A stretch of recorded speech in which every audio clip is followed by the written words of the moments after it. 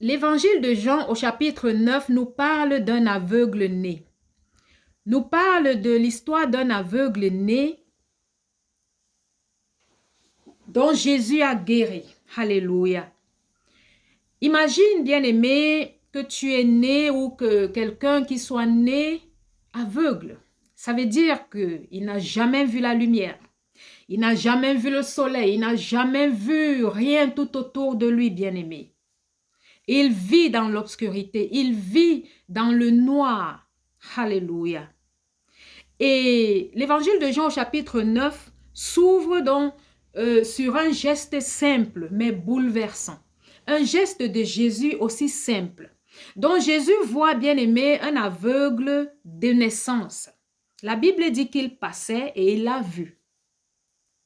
Donc, là où les disciples ont vu un problème ou alors un péché, parce qu'ils ont demandé à Jésus pourquoi est-ce qu'il est né aveugle. A-t-il péché ou alors c'est à cause des péchés de ses parents qu'il est né aveugle.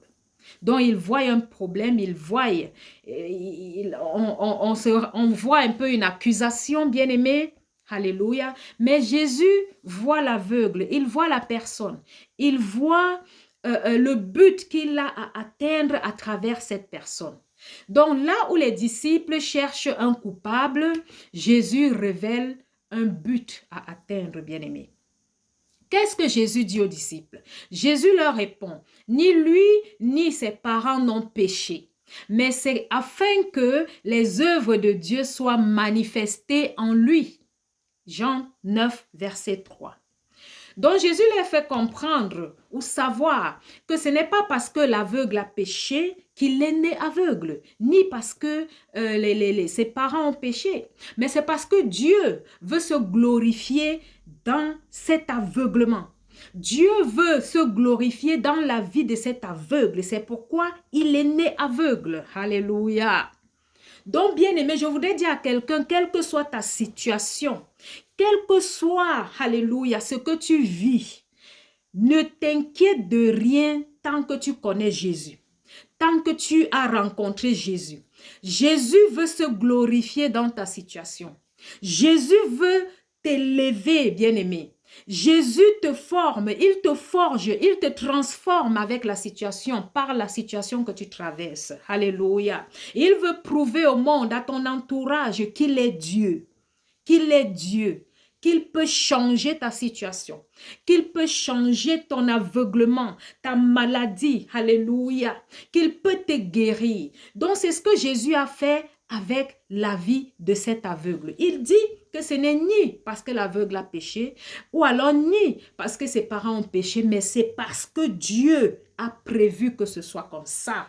Alléluia. Dieu a prévu se glorifier à travers la maladie, l'aveuglement de cet homme. Alléluia. Dieu a voulu montrer, bien-aimé, à quel point il est capable comment dirais-je, de défier, de faire ce que l'homme naturel ne peut pas faire. Alléluia. Donc, bien-aimé, Jésus nous dit, c'est pour la gloire de Dieu que cet homme est né aveugle. Et nous voyons donc que ce chapitre prolonge la déclaration de Jésus du chapitre précédent, du chapitre 8. Jésus dit dans le chapitre 8 au verset 12, « Je suis la lumière du monde. Je suis la lumière du monde. » Et nous voyons qu'il est venu emmener cet aveugle de l'obscurité à la lumière. Il a ouvert ses yeux physiquement. Et nous verrons dans la suite qu'il a même ouvert ses yeux spirituellement. Alléluia. Donc, Jean 9 montre comment cette lumière touche concrètement une vie. Comment la lumière du monde que Jésus-Christ est transforme les vies. Alléluia. Donc, bien aimé, par rapport à la guérison de cet homme par Jésus-Christ, nous voyons un acte de nouvelle vie, nous voyons un acte de nouvelle naissance, une transformation. Jésus, qu'est-ce que Jésus a fait? Jésus crache à terre, alléluia, il fait de la boue avec sa salive qu'il applique sur les yeux de l'aveugle. Donc, il applique cette boue sur les yeux de l'homme et l'envoie au réservoir de Siloé se laver. Ce geste rappelle la création, ça rappelle le moment où Dieu créa l'homme, le moment où Dieu a créé Adam. La Bible nous dit dans Genèse 2, chapitre 2, verset 7, que Dieu forma l'homme, l'humain, alléluia, de la poussière, du sol. Et aujourd'hui, dans Jean 9, nous voyons encore que la terre intervient. Alléluia. Donc, Jésus agit ici, bien-aimé, comme le créateur qui refait les yeux, comme le créateur, alléluia, qui restaure ce que le péché ou alors la condition humaine a brisé, bien-aimé.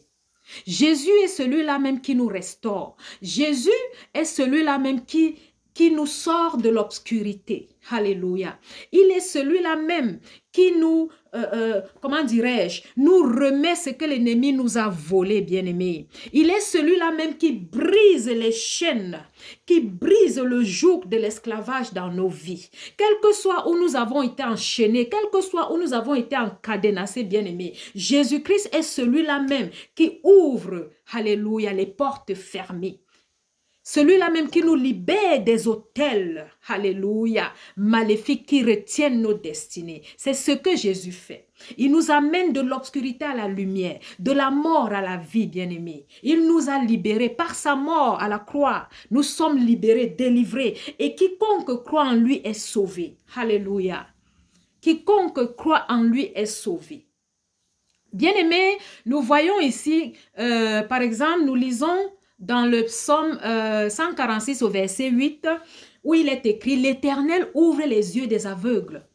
L'Éternel nous révèle les choses cachées. Il est capable de nous, comment dirais-je, oui, il le fait par des songes, par des visions. Ou alors par même notre entourage. Il y a un moment dans ma vie, bien-aimée, j'avais une amie que je prenais comme une sœur. Elle était plus qu'une sœur. Qu'est-ce que je ne pouvais pas faire pour elle à la mesure de mon possible? Je l'ai prise. Je l'ai prise dans sa maladie. Je l'ai amenée avec moi.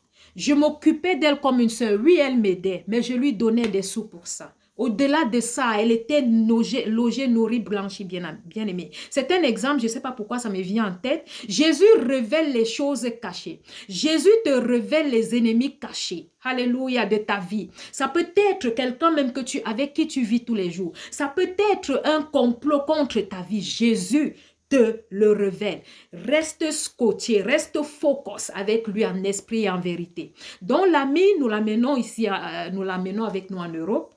Un soir, une nuit, je vais me coucher tard, bien aimé. Je me couche tard, je suis dans la chambre conjugale, j'écoute des voix en haut, bien aimé. J'écoute des voix, je me lève comme un petit chat. Je vais à la porte de l'endroit où les voix, où j'entends des voix. C'était la chambre d'en haut. Mon ami que je prenais comme une sœur est en train de mal parler de moi. Des histoires bobas qui n'ont pas de sens. Tu ressens la jalousie, tu ressens l'envie, tu ressens... Je ne sais pas comment expliquer. J'aurais jamais imaginé. Et pourtant, on me l'avait dit, ma mère m'avait sorti une histoire rocambolesque. Une histoire dont l'ami... Oh, que vous dites, bien-aimé? Est-ce que c'est le temps même de parler de ma vie? C'est tellement immense ce que j'ai à dire, bien-aimé. Donc, on me l'avait révélé, mais on m'avait révélé que cette fille était allée avec mon mari, mais je n'avais pas cru. En fait, je n'avais pas cru, je ne pouvais même pas croire. Et j'ai continué à aller avec elle. J'ai continué à être avec elle jusqu'au jour où Dieu a permis que moi-même, j'écoute sa propre voix, la propre voix de mon ami qui était en fait mon ennemi. Que j'écoute sa propre voix dans ma propre maison. Elle mal parlait de moi. Que lui ai-je fait? Pendant 1 heure de temps, juste pour vous dire, pendant 1 heure, elle parlait contre moi. Que lui ai-je fait? Étais-je mal que je l'ai prise de l'Afrique pour ici? Étais-je mal que je l'ai aidée comme de tout cœur? Père. Donc, bien-aimé, elle a parlé. Quand j'ai fini de tout écouter, quand j'ai senti que c'était calme, j'ai ouvert moi-même la porte. Je lui ai dit, elle n'était pas seule. J'ai dit, si vous avez fini de mal parler de moi, Elle me dit oui. Je lui dis, si c'est le merci du fait que je vous ai pris avec moi, je ne sais pas quoi vous dire. Alléluia. Mais à partir de ce moment, à partir de ce jour, bien-aimé, mon cœur s'est décollé d'elle. Je veux dire, la séparation a eu lieu. Alléluia. Dieu dévoile tes ennemis cachés. Dieu révèle les choses qui sont dans l'obscurité parce qu'il est la lumière. Et quand tu es avec lui, quand il est dans ta vie, tu ne verras que la lumière. Quel que soit ce qui est caché autour de toi dans ta vie, tu le verras. Même si tu tombes dans quel trou, s'il ne t'enlève pas, il utilisera. Je veux dire, c'est même lui qui t'enlève, qui te préserve de tous les dangers. Alléluia. Si tu ne peux pas sortir de toi-même, alléluia, il utilisera quelqu'un d'autre pour te sortir de là. Donc, c'était un petit témoignage pour dire que Dieu révèle les choses cachées. Il révèle les ennemis cachés. Quelle que soit la durée de la nuit, le jour finit et finira par se lever. Alléluia. Donc ici, l'Éternel ouvre les yeux des aveugles. L'homme est parti se laver dans le bassin de Siloé et il est revenu voyant. Il est revenu guéri. Il est revenu, depuis combien d'années? C'était un homme certainement adulte, puisque quand on a interrogé ses parents ont dit aux pharisiens, demandez-lui lui-même. Demandez-lui lui-même. Alléluia. Donc, bien-aimé, l'Éternel ouvre les yeux des aveugles. L'Éternel révèle les choses cachées. L'homme est revenu voyant, il est revenu guéri. Alléluia. Ce n'est pas seulement une guérison comme nous le voyons physique, mais c'est aussi une nouvelle naissance. C'est aussi une nouvelle naissance. Imaginons cet homme adulte qui était né aveugle. Pendant toute sa vie, il n'a rien fait que d'être assis. Il n'a rien fait que de ne rien voir.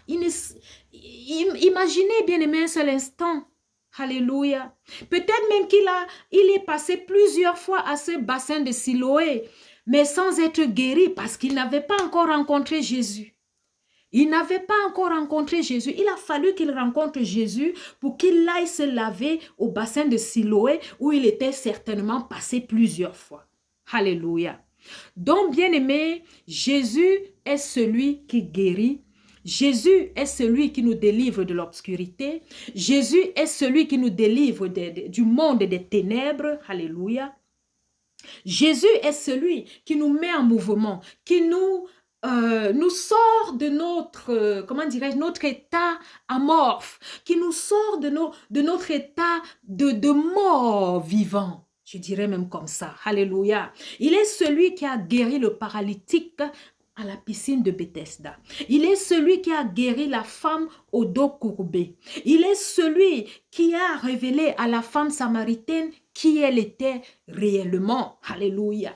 Il est celui qui dit qu'il est le pain de vie, la lumière du monde. Il le prouve encore ici, qu'il peut guérir un aveugle.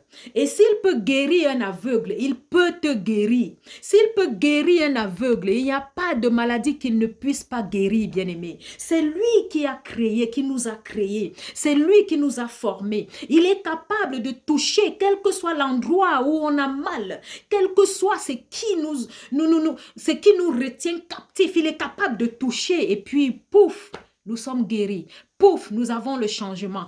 Pouf, subitement, nous voyons clair. Alléluia. Il est capable, comme je disais tout à l'heure, de te dire telle personne est maléfique. Telle personne, il faut t'en séparer. Alléluia. Donc, Jésus-Christ est celui qui est venu dévoiler les œuvres de l'obscurité, les œuvres du diable.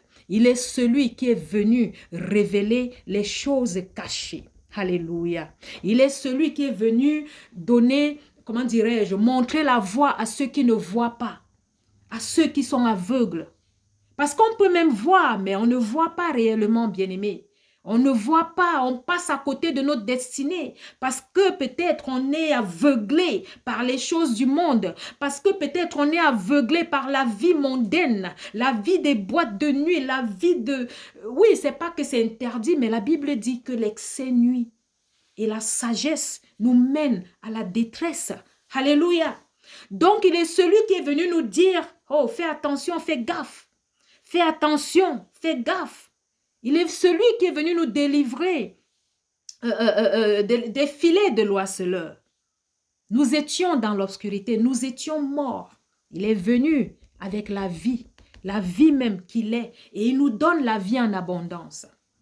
Donc, après avoir guéri cet aveugle, cet homme aveugle, bien-aimé, nous voyons dans la lecture qu'il y a eu plusieurs réactions.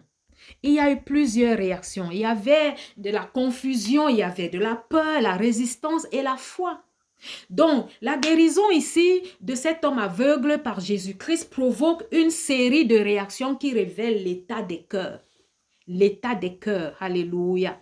Et je dirais que cet état des cœurs, c'est les mêmes états de cœur que nous rencontrons encore aujourd'hui dans notre société. Donc, la guérison ici, bien aimé, au niveau des voisins, comment est-ce que les voisins de l'aveugle né, de l'aveugle que Jésus a guéri ont réagi? Eux, ils voient un changement, mais ils ne comprennent pas. Et j'écoutais une chanson tout à l'heure qui dit « Ne me cherchez plus là-bas, Dieu a changé mon adresse. » Il y a longtemps, j'ai déménagé. Aïe, papa. Il y a longtemps, j'ai déménagé de la rue, moi. Il y a longtemps, j'ai déménagé parce que Jésus a changé ma situation. Jésus a changé. Il m'a sorti de l'obscurité. Pas seulement de l'obscurité de la nuit, mais de l'obscurité du péché. Il m'a sorti. Oh, il a ouvert mes yeux, bien-aimés. Il a ouvert mes yeux sur le péché. Il m'a enseigné, bien-aimé, et il nous enseigne encore aujourd'hui. Alléluia. Et imaginez qu'il y a un sans-abri qui a sonné là, il y a 20 minutes ou 20 minutes par là. Il est souvent ici au supermarché. La dernière fois, je me suis assise, je causais avec lui et tout. Là, il sonne, il me fait savoir que sa maman est prête à... Enfin, on lui a annoncé aujourd'hui qu'elle va décéder. Et tout ça, il avait besoin d'argent. Je ne veux rien savoir. Je vois quelqu'un qui a besoin d'argent. Je vois quelqu'un qui, normalement, n'a pas d'abri. Bon, il en aura dans 2 semaines. Il m'a dit, on va lui donner un logement. Mais alors, bien-aimé, Dieu peut changer sa situation. Dieu peut changer la situation de cet homme qui a sonné il n'y a pas longtemps ici. Comme il a changé la mienne, il peut changer la sienne.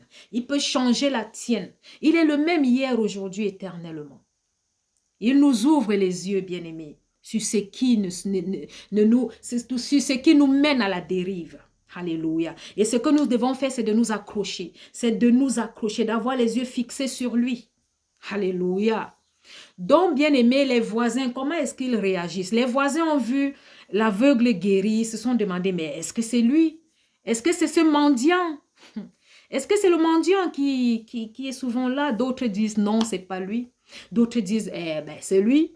Et lui-même, il dit, c'est moi-même. C'est moi. Alléluia. Donc, ils ne comprennent pas qu'un homme peut être guéri miraculeusement. Ils n'ont pas compris que Jésus puisse guérir un homme. Ils n'ont pas compris que quelqu'un qui était, pendant des années aveugle puisse retrouver la vie, ou alors qui est même né aveugle, puisse recouvrer la vie, bien-aimé. Ils ne comprennent pas. Il n'y a que le Saint-Esprit pour révéler ce qu'ils ne comprennent pas. Il n'y a que le Saint-Esprit pour nous amener à comprendre l'incompréhensible. Mais est-ce que nous sommes prêts?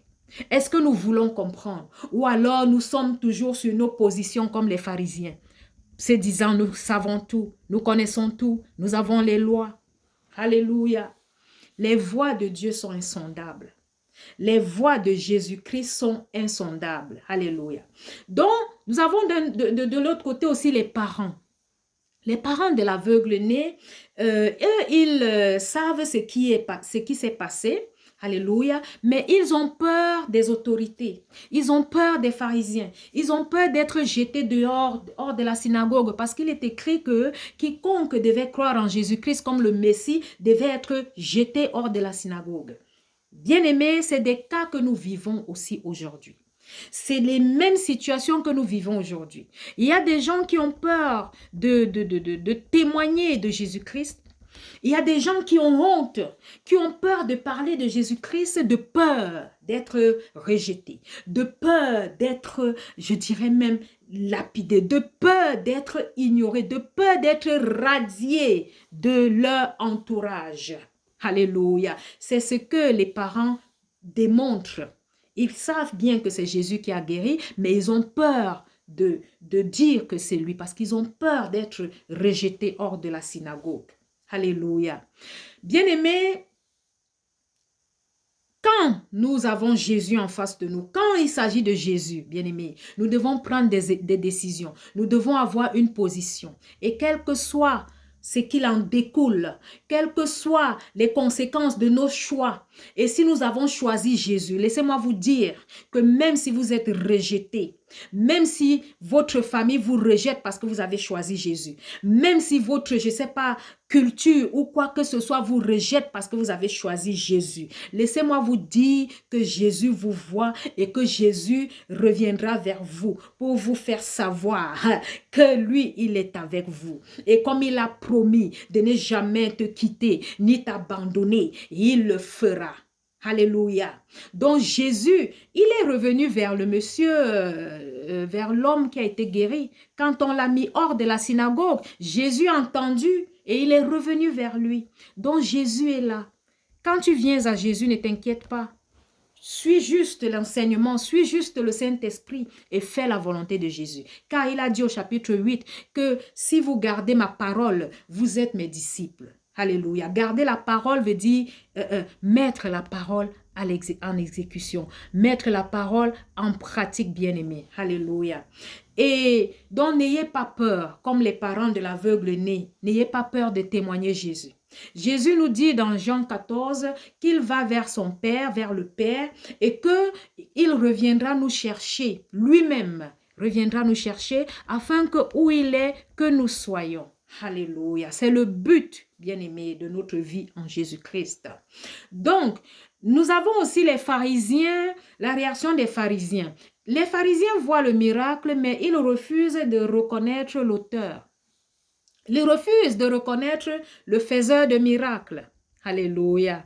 Et qu'est-ce que la parole nous dit? La parole nous dit qu'ils ont demandé à l'aveugle né, qui était déjà guéri par Jésus, ils lui ont demandé de donner la gloire à Dieu, pas à Jésus.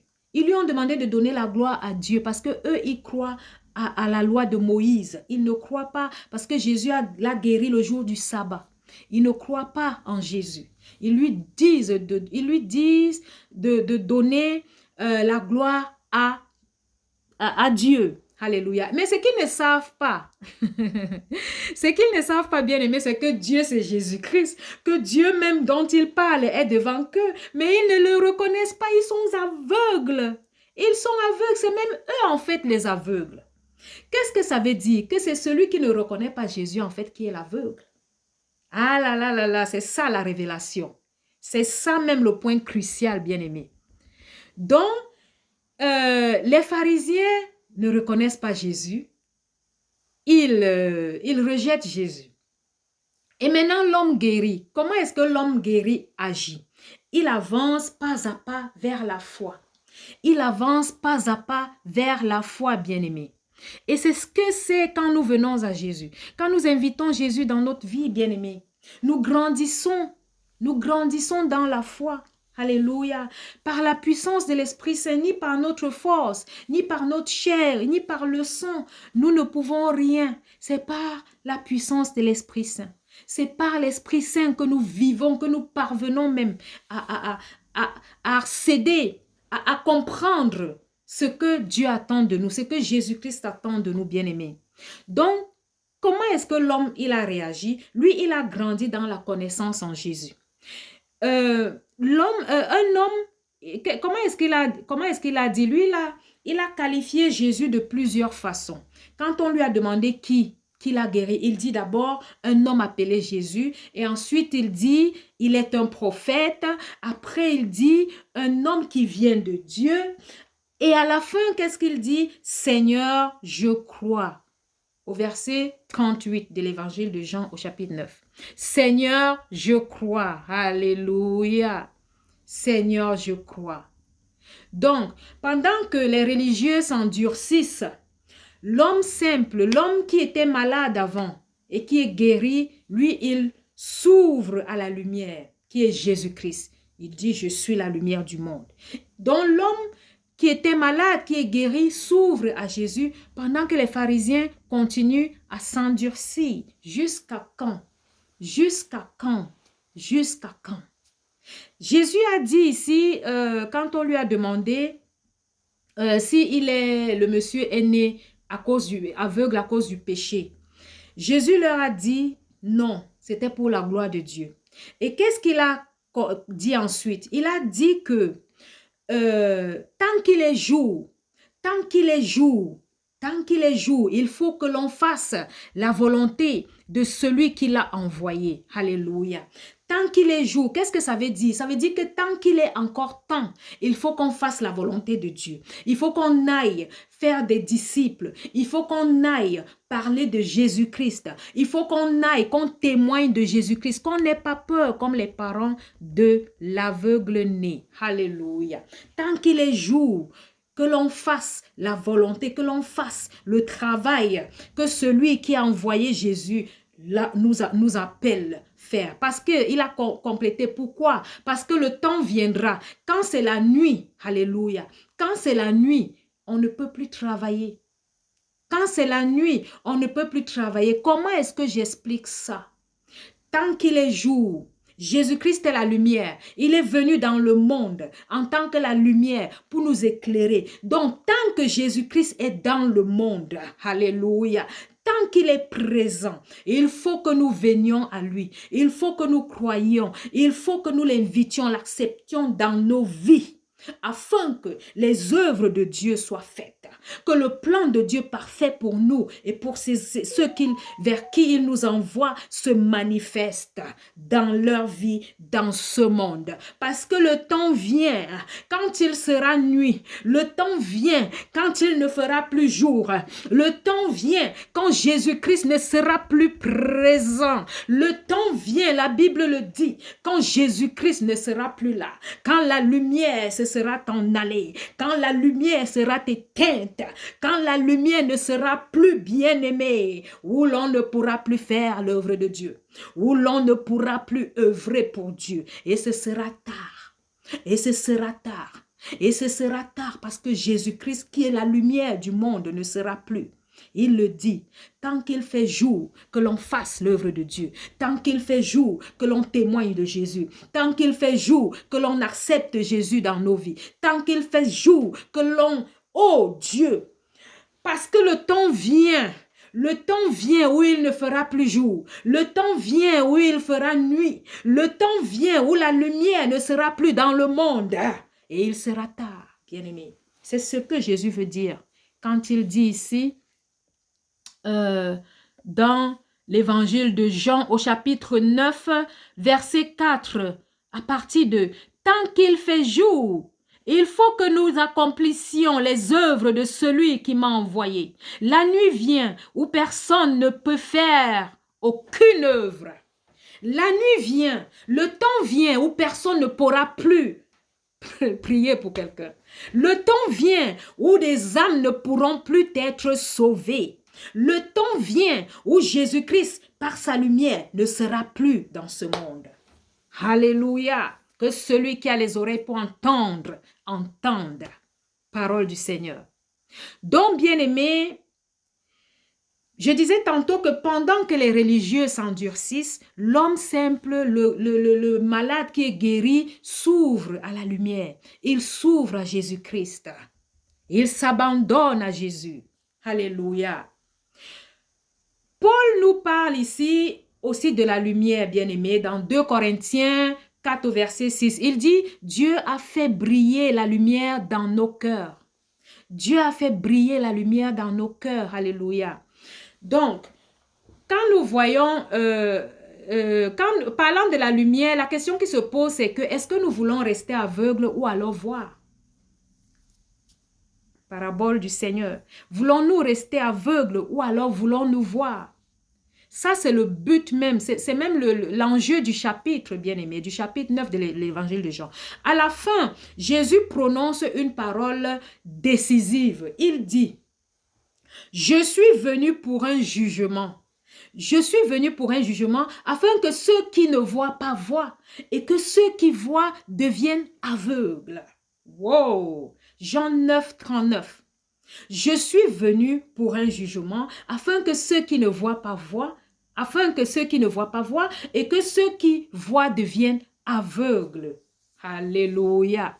Bien-aimés, si vous êtes attentifs, vous allez voir que cette phrase de l'évangile de Jean au chapitre 9, verset 39, est contradictoire par rapport à une phrase que nous avons lue toujours dans l'évangile de Jean, je crois au chapitre 1.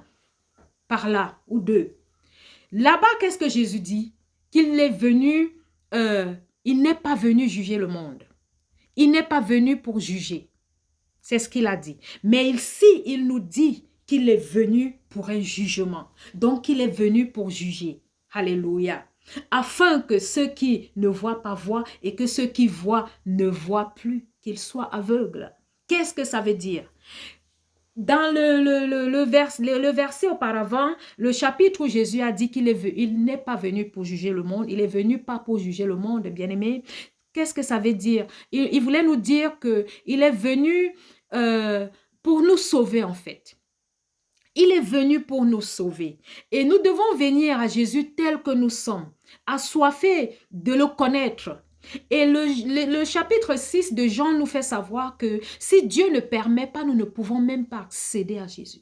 Si Dieu n'accepte pas, ne nous donne pas le laisser-passer, nous ne pouvons pas aller à Jésus. C'est ce que le Seigneur Jésus lui-même a dit. Qu'est-ce que ça veut dire? Que nous devons prier pour la grâce de Dieu dans notre vie. Nous devons prier afin que par la grâce, parce que nous ne méritons même pas approcher le Saint des Saints. Nous ne méritons pas être dans sa présence. Mais lui qui nous a tant aimés, il est venu vers nous. Lui-même, le Dieu, s'est fait chair. Il est venu vers nous parce qu'il nous aime tant, pas pour nous juger. Parce que nous étions d'office pécheurs. Mais il n'est pas venu pour nous juger. Il est venu pour nous sauver. La Bible dit que ceux qui ont cru en lui sont sauvés. Mais ceux qui ne croient pas en lui sont jugés. Et je retourne dans Jean 9, dont il est question aujourd'hui. Auparavant, il a dit qu'il n'est pas venu pour juger. Et il est écrit que ceux qui ont cru en lui, croient en lui, sont sauvés. Mais ceux qui ne croient pas sont jugés. C'est de ça que Jean 9 parle.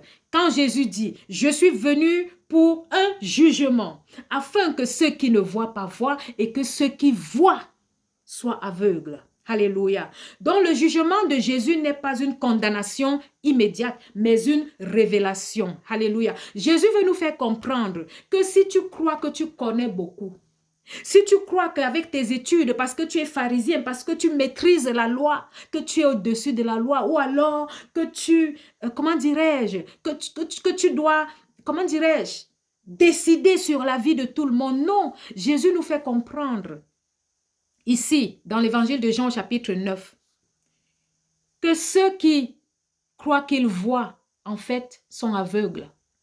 Ceux qui croient qu'ils connaissent, en fait, ne connaissent pas. Alléluia.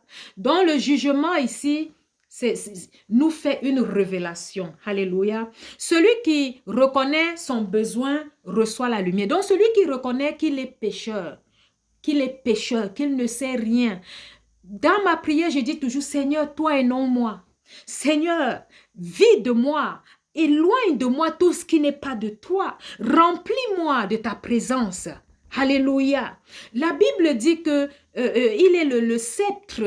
Je veux dire, sans lui, nous ne pouvons pas. Nous ne pouvons rien en fait. La vie que nous avons, l'air que nous respirons, c'est de lui. Donc, si quelqu'un croit que c'est lui qui a créé je ne sais pas quoi, ou qui peut quoi, ou qui est je ne sais pas à quel niveau, non, non, non.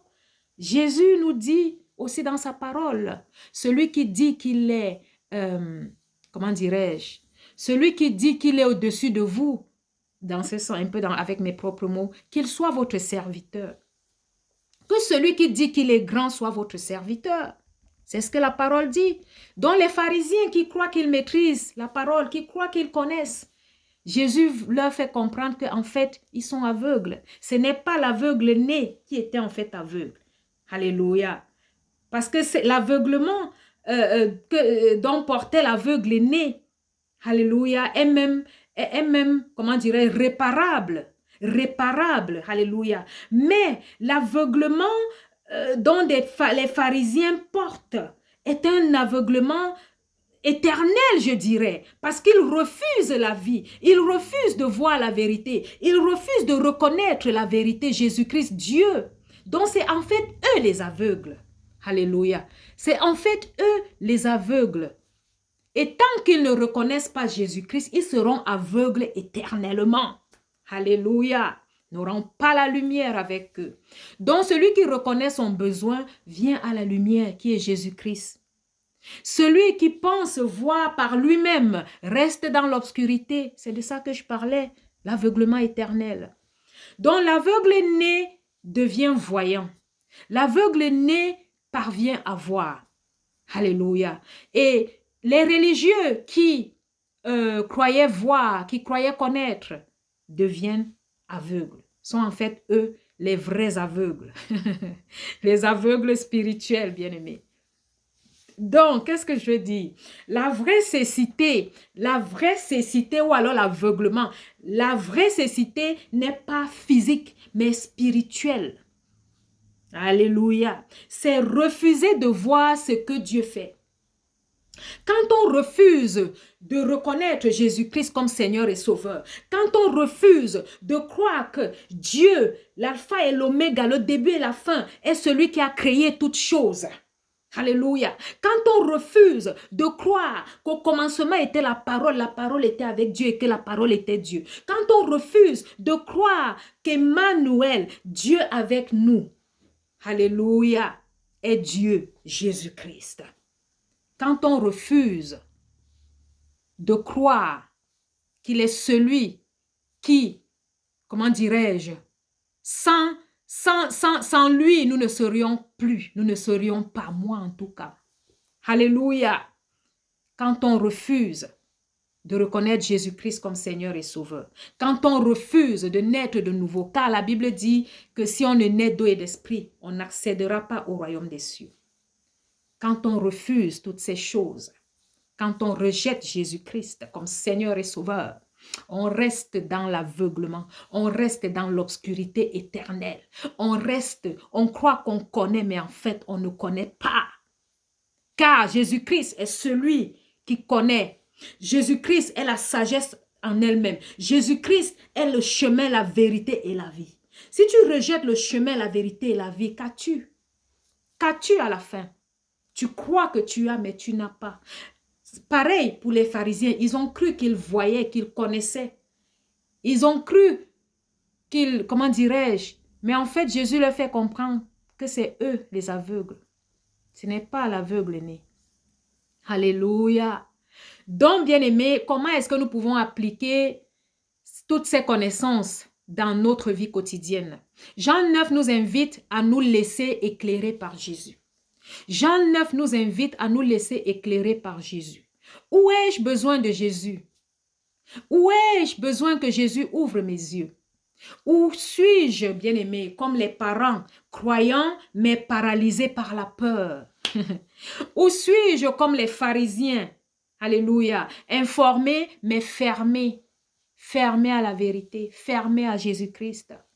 Où suis-je comme l'homme guéri? Est-ce que je suis comme l'homme guéri? En chemin. Je suis en chemin. Je suis humble. Je suis ouvert à la connaissance, à la vérité. Alléluia. Où est-ce que nous sommes placés?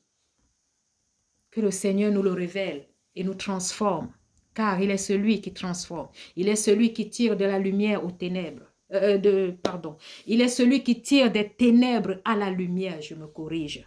Alléluia. Donc, Jésus ouvre les yeux.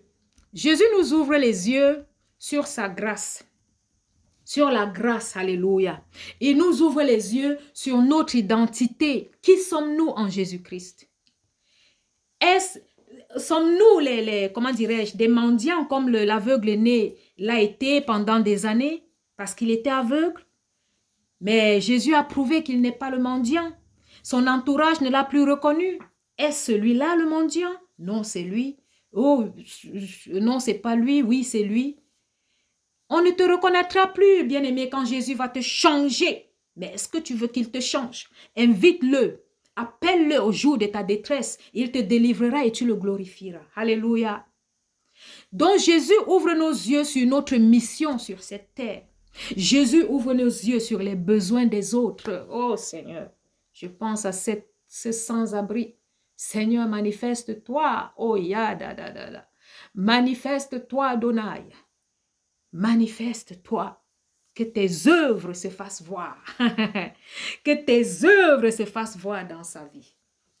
Que les œuvres de Dieu se fassent voir dans nos vies, quelle que soit la situation que nous vivons. Job a été malade des années. Il a tout perdu. Il a failli passer. Mais Dieu voulait se glorifier dans sa maladie. De la même façon que Dieu avait prévu se glorifier dans la vie de l'aveugle né, c'est de cette même façon dans l'Ancien Testament que Dieu s'est glorifié dans la vie de Job. Donc, quel que soit ce que nous avons, si nous sommes avec Dieu, en esprit, en vérité, ne t'inquiète de rien. Ne t'inquiète de rien. Il connaît le nombre de cheveux que tu as sur la tête. Il connaît le nombre de jours que tu vivras sur cette terre. Ne t'inquiète de rien. Il te révèle les choses cachées. Il t'ouvre les yeux. Il te remplit par sa lumière, sa présence. Donc, Dieu, Jésus-Christ nous ouvre les yeux sur la présence de Dieu dans le quotidien. Bien-aimés, je bénis Dieu qui a permis que nous nous rencontrions aujourd'hui. Il est la lumière du monde et il veut illuminer nos vies pour que nous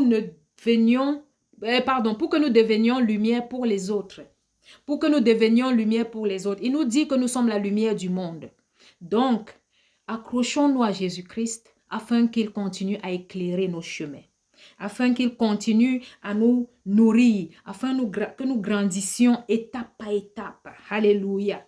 Jusqu'à la vie éternelle, jusqu'à la table avec lui. Car il a dit qu'il viendra lui-même nous chercher. Alléluia. Tant qu'il est jour, accrochons-nous à Jésus. Tant qu'il est temps, faisons l'œuvre de Dieu. Car la nuit vient où il y aura l'obscurité, où nous ne pouvions plus rien faire. Nous ne pourrions plus rien faire. Alléluia. Seigneur, nous te bénissons. Nous te rendons grâce pour ta sagesse, pour, alléluia, la restauration de nos vies. Parce que comme tu l'as fait pour cet aveugle né, tu le fais encore pour nous aujourd'hui. Que ce soit dans le domaine financier, marital, familial, sociétal, dans tous les domaines, tu agis, tu es là, Seigneur. Donne-nous d'être une bénédiction pour les autres. Donne-nous d'être une lumière pour les autres. Seigneur, manifeste-toi. Jean 9, bien-aimé, n'est pas seulement une histoire d'un homme qui retrouve la vue. C'est l'histoire d'un Dieu qui voit, qui touche, qui transforme, qui révèle. Alléluia. Donc Jésus nous rejoint dans nos obscurités pour nous conduire vers la lumière. Et comme l'homme guéri, nous sommes appelés à dire « Seigneur, je crois ». Alléluia. Seigneur, je crois. Soyez bénis, que votre semaine soit bénie, que le Seigneur veille sur vous, que sa lumière brille dans vos vies, dans nos vies. Alléluia. Et que nous puissions nous revoir dimanche prochain à 17h pour le français, 15h pour l'anglais et 11h pour l'allemand. Gloire à Jésus. Au nom du Père, du Fils et du Saint-Esprit. Amen, Amen, Amen. Merci, Sergio. Danke schön, Sergio. Danke für die Zeit. Gott segne dich. Halleluja. God is good all the time. All the time, God is good. Ne me cherchez plus là-bas. Oh. Dieu a changé mon adresse.